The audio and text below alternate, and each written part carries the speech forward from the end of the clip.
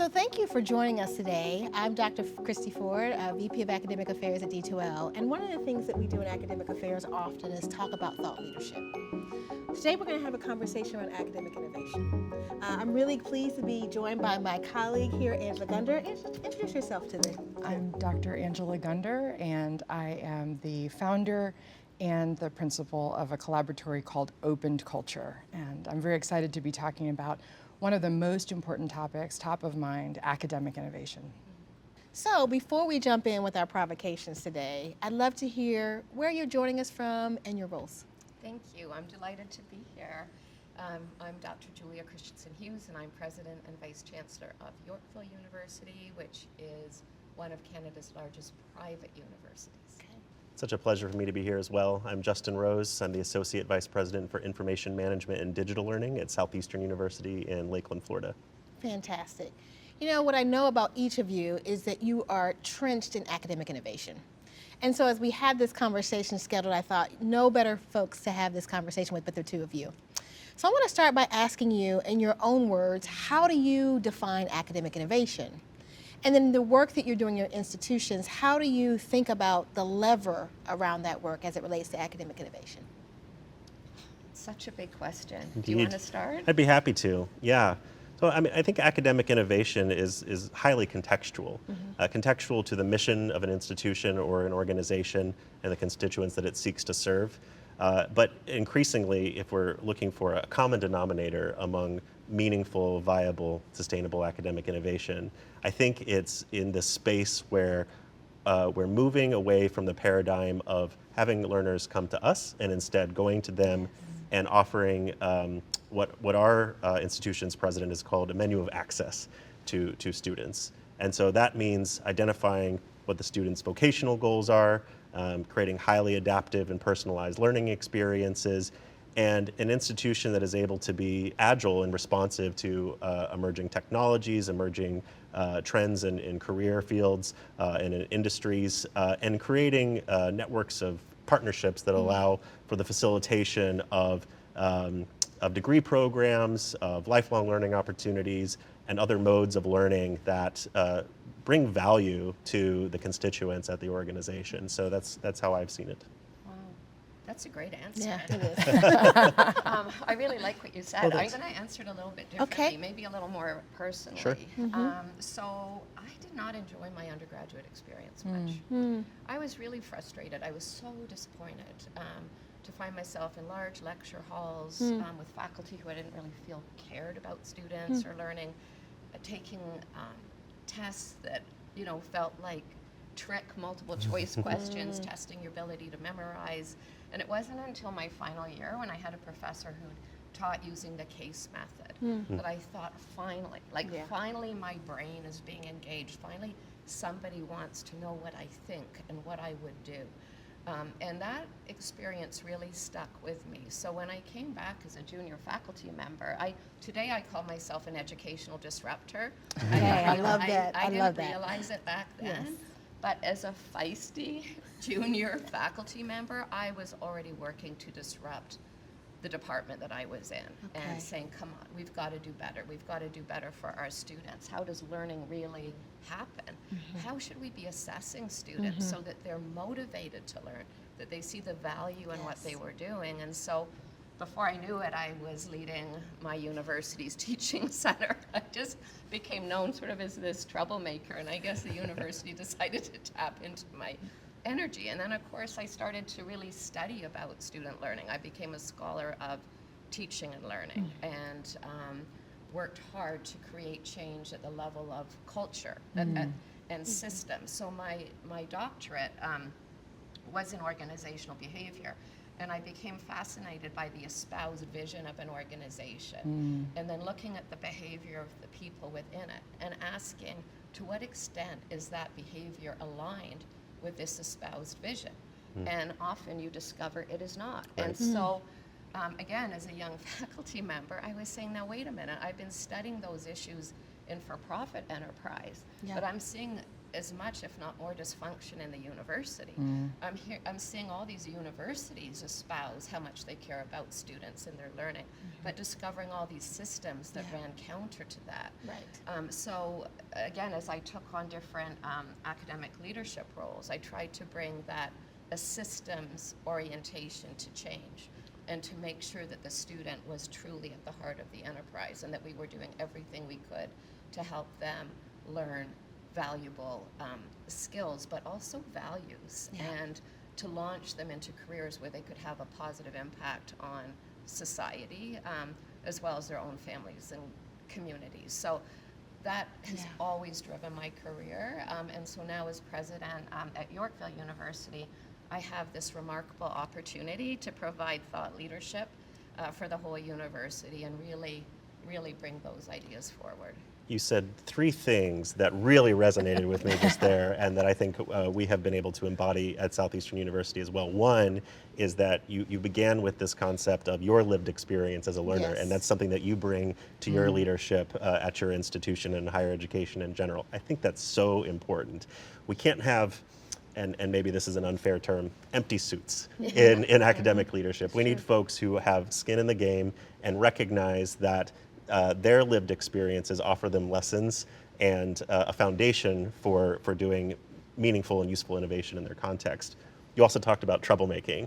I think getting into good trouble, to quote former late Representative John Lewis, who talked about getting into good trouble in the context of the civil rights movement, that's something we should be doing in academic institutions as well. When we have cultures that allow for that type of disruptive engagement, it can help to cultivate soil that maybe has become a bit stagnant over time in terms of programming, structure, and so forth.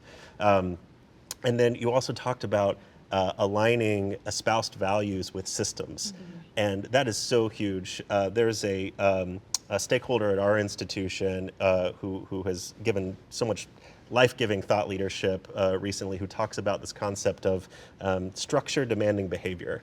And so we can talk all we want about innovation, about meeting learners where they are, but until our systems and processes and enterprises facilitate that, then it's going to be a non-starter, right? Exactly, exactly. Well So said. you've both teased out these concepts that really relate to academic innovation right now in this moment. Let's move way far into the future and talk about that ideal state. What does strategic leadership need to look like in order to drive innovation, not just to respond to the challenges in front of us, but to really think about how we reimagine education that supports academic innovation? Oh my gosh, again, these are really important questions. Okay, I have to say, I think I have the best job, you've heard me say this before, Cristi, in higher education in Canada. Like, to have the opportunity to be president of an innovative university. My job is to be a thought leader.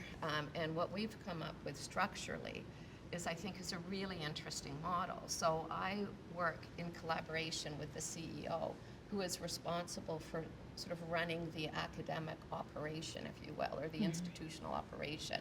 It's my role is to look into the future and to see where we need to shift to, and then to bring those ideas in that then come into the organization. And what we've realized now is that combination of operational excellence with vision, we need to think of it like a fractal, a structure of a fractal that we now want to recreate on each one of our campuses in our various enterprises, so that we have operational excellence combined with thought leadership, making sure we're focusing on the right thing and doing those systems and culture work. The other thing that informs us culturally is we annually do a survey, a cultural survey called the Denison Survey. You might be familiar with that one, where we benchmark ourselves against other organizations in myriad ways. And so really looking at, to what extent does the entire organization understand this bold vision that we have to do higher education differently? To what extent do people, believe in the leadership? Do they think we have the right values? And so annually we get great participation from employees in all areas, and we prioritize change. So I think for us, we're on a path to the future. I think we know what we need our structure to be. We just need to be doing more of it. And I think for your next question, I'll tell you a little bit more about what that more looks like. But yes, we need bold leaders at all levels and with different skill sets than they have today. I couldn't agree more. And I think your point about using that survey to validate whether or not you're actually living into that missional mandate is so key. And that bespeaks an attribute or a character value that I think leadership has to have in 2030 and arguably now to be successful, which is sufficient vulnerability to face the truth about our institutional context and to be able to make informed decisions from that data. Also, I think leaders have to develop the capacity for agility and responsiveness to emerging trends, technologies, and a changing landscape, not only in higher education, but in industry. I think we're also seeing a shift towards increasingly decentralized and distributive networks in industry, in business and commerce, and in education. And institutions that are slow or unwilling to create that type of decentralized and distributed network of leadership across their institutions are going to find it very difficult to innovate in any type of viable way. So I think that's absolutely key. Yeah. If I can build on that, I don't know what it's like in the US right now, but I know in Canada that in the public system there is so much frustration amongst faculty who are not feeling respected or listened to. I'm not sure that we've ever listened to students particularly well. I mean, we do the end of course surveys, but do they really have voice? Do we really understand the depth of their experience and what they're enjoying and what is frustrating and what their aspirations are? So through this survey, like, it's just such a powerful way to give all of our employees, faculty and staff, voice. And we share the results broadly, and we chop them up in different ways. To your comment about distributed, right? Each area gets their own results, and then we see the results for the university overall. And Denison has told us, I'm so proud of this, that last year they had never seen such an increase, a year-over-year increase in results, from where we were about at the norm at around the 50th percentile to I think we got up to about the 80th percentile. So we were absolutely thrilled. And it's by listening, listening to everyone, understanding how they're experiencing the culture and helping them identify what we need to prioritize. The other point I wanted to make in terms of leadership and distributed leadership in particular, you know, we talk about universities as the ivory tower, and I think that label is pretty well earned. Right? I think, and again, it's the systems. If you look at how do we define the faculty role, how are faculty trained, how are they assessed, how are they rewarded, right? It's largely to keep their head down, doing their research. But the university of the future, I want to get back to your 2030, right? Let's go there. It has to absolutely be embedded. It has to understand it is a critical part of an ecosystem in which it has to form authentic partnerships and be responsive, right? And so that skill set is, to do that well, is a very different skill set than what faculty are trained to do. Oh my gosh, yes. So where do our academic leaders come from? Right. What are we asking of them? And so a big strategic push for us this year is to help all of our academic leaders understand, help them map the ecosystem for their program, prioritize the organizations they need to engage with, and how to bring that into the classroom, how to bring our students into that world.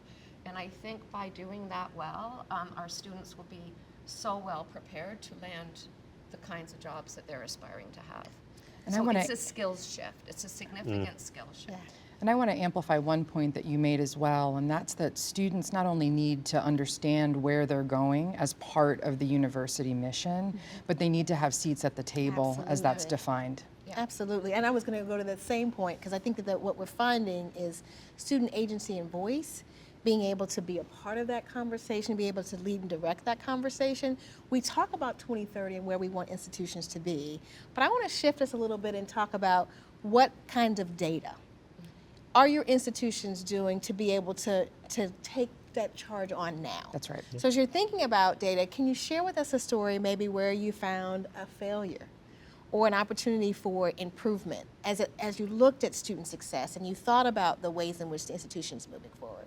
So I've got several, but I'll let my colleague go first. Yeah, no, absolutely. And central to my role is working with data and analytics. So we are awash in this ecosystem of data.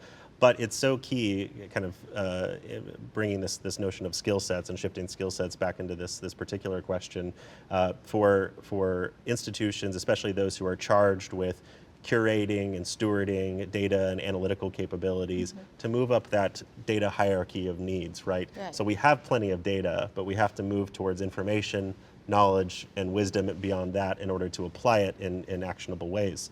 And we have, been able to learn lessons around assumptions or interrogating assumptions that we had that were based on conventional anecdotes and intuitive thinking about what student success looks like. And so that often will look like assuming that a certain sequence of courses for a learner is going to be effective in their journey towards their credential or their degree program. But then through examining data relative to this concept of toxic course combinations, killer courses, Yes. and so forth, we discovered that our assumptions are often misguided, and so we have to make adjustments, and that's where that capacity for agility and responses and Yes. response to that data that we're seeing is so critical, so that we can make pivots in relatively real time in the context of higher education's capacity for real time adjustment, in order to facilitate greater success. Having that data, being able to translate it into information, to see patterns, and then to socialize and educate that wisdom across the campus, especially to folks who are making decisions about the construct and the shape and the attributes of our academic programming, is key. Otherwise, the data exists for itself, Right. and then it lacks value. Right. Yeah. Oh, I think that's a great point. We have all kinds of data. Yep. We have a big data analytics team. When it comes to the student voice, the data that we have most readily at hand is what we call our CEOX data. So it's our student and, of course, survey data. And honestly, coming from the public system, I've been blown away by the response rate that is in the 90%. Oh, wow. In the That's public incredible. system, it was around 20%. Right. You Yeah. couldn't Right. really trust it. But I'm actually a bit suspicious about our data because even though we have this great response rate and it's overwhelmingly positive, I don't necessarily believe it. And so I think I'm bringing a skepticism to some of Okay. the data. And it's one of the reasons why I'm so happy that we're partnering with Yes. D2L, because rather than asking our students their opinion at the end of a course, I'd like to have data that kind of tracks their behavior. That's right. Right? So when did they take a leave of absence? Or how frequently did they engage with a course? I think some of that behavioral data, Agreed. I think might give us some deeper insights. And for you were asking for a couple of examples. Yes. So I'll share where I got some data that wasn't from a survey, Okay. but when students started emailing me when I first joined, and I'm treating that as data. It's Yeah. more qualitative Absolutely. data. But it's when does a student choose to reach out to the president Right. and say, I'm not thrilled with something. Right. Yeah. Or when I go to campus, I love asking these 3 questions. I'll just bring a group of students together, give them lunch, and I'll say, tell me, why are you with us? What was your most pleasant surprise? And if you were president for a day, what's one thing you would change? And that data, oh my goodness, I know it's anecdotal, Yes. but it's so rich. And a big chunk of data I got when I first joined is that while 70% of our students are studying online, fully asynchronous, graduate programs, these are mature students, majority are women, average age 36, they have busy lives, they have full-time jobs, they have kids, they have community responsibilities. Our degree and the way it's delivered provides them with that opportunity to earn that graduate degree and get on, like transform their lives, right, with supporting their career aspirations. But they said, we're lonely. With this asynchronous model, I couldn't be pursuing this degree if it wasn't offered in the way it is. But I need to connect meaningfully with people, like in my course with the faculty. And so as a result of that data that came through in emails, now we are embedding optional synchronous opportunities throughout those courses that help That's help fantastic. people connect in meaningful ways. And a specific example of that is in our Masters of Counseling Psychology program. Our dean recently launched something called our Northern Lights project, and it is connecting students and alumni in Canada's North. They all live and work in remote areas. They want to contribute to developing the mental health of their communities, but they're feeling isolated. And so some optional Zoom sessions that help them connect, to see each other's faces, to hear each other's voices. It's huge. Because we know right from the research that when students meaningfully engage with at least one other, they're much more likely to continue in the program, but also they're creating their professional network while they're students, and I love that. So we're, through that kind of input, we are making changes. If I That's can fantastic. speak to that and build on it, I love this idea that data is more than just quantitative data; it's qualitative as well. Tech ethnographer Tricia Wong talks about the need for organizations to marry big data with what she calls thick data, right? right. And thick data are those human stories, those Yes. lived experiences, and you can't get that exclusively through empirical, objective, direct observation of quantitative data flowing into a data warehouse from your enterprise systems, right? You actually have to have conversations Right. with human With human beings. beings. Yeah. Precisely, yeah. Imagine that.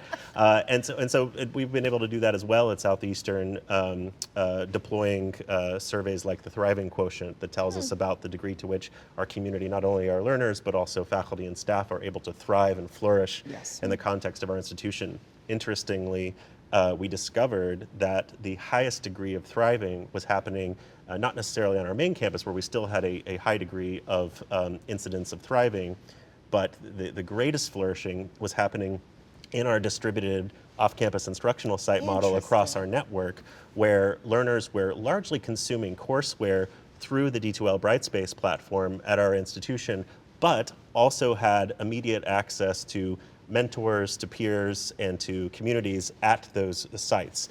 We're a faith-based institution. This is largely happening in communities of worship and churches across North America.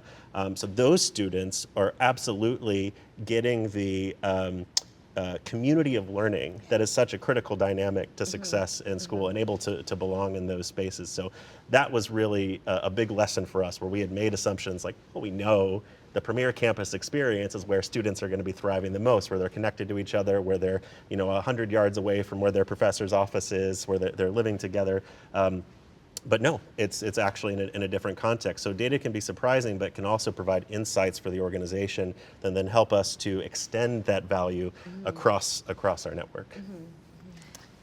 Go ahead. I just wanted to spotlight one common thread that I've heard in all of your responses, not just these responses related to the data, and that's that you're using the data to find the goodness within the communities that you're serving, and you're amplifying that work such that everybody is benefiting from the positive examples that you're seeing across your Yeah, across you your really have to communities. look for strengths and not just deficits, right? And so with deficits, it's a matter of getting up to a baseline so that deficit is able to be mitigated. But with strengths, there's really no ceiling, Right. right? That's You can right. continue to lean into that.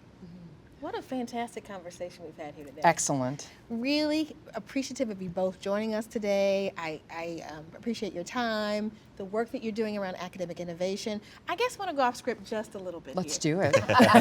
Why not? If you have one call to action for leaders that are working in spaces of innovation, to help them to move their communities, their innovation, their institutions forward, what would that be? Listen hard to the experiences of your employees and of your students and of the folks within that ecosystem that will be hiring your students or supporting their journeys by providing apprenticeships or other opportunities for learning. I find a lot of leaders are so busy doing, and they can become defensive when they hear something that they're hoping isn't true. Yeah. Doesn't fit their narrative. Yeah. You have to listen hard. You have to have an open heart and an open mind, and to really understand the gift you're being given. Because I truly believe that in every problem that surfaces, there's a tremendous gift for improvement. You just have to be open to it. You have to listen. Well said. Fantastic. Yeah, I love that.